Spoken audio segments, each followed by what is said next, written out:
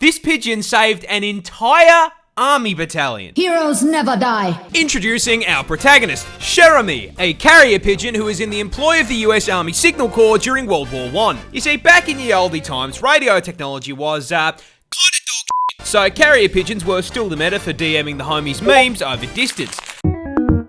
Which is how, in 1918, our feathered little shock trooper here ended up in France, with 500 US soldiers stuck 3 kilometers behind enemy lines, completely cut off from supply and reinforcement in a 7-day shootout. You see, Jeremy's battalion, juiced up on freedom and red crayons, had overextended and become trapped, surrounded on all sides by German soldiers. And to make matters worse, being stuck behind enemy lines meant they were now on the receiving end of US defense spending, being absolutely hammered with friendly artillery.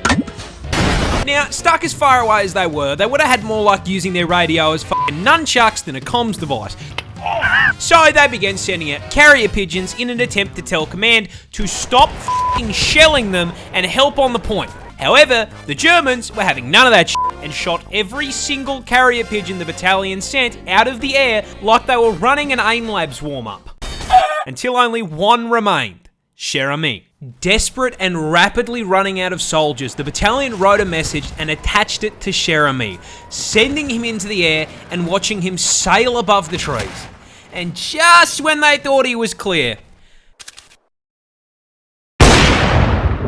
some f***ing sweat on the German side nailed him. The battalion watched in horror as their last hope spiraled out of the sky. The bullet tore straight through Jeremy's center of mass, destroying one eye, punching a hole through his chest, and blowing off one of his legs. And this Giga Chad of an animal tanked it. Do you have any ibuprofen? I got a headache. The Marines watched in awe as this mangled pigeon picked itself out of the mud and managed to fly clear of German fire.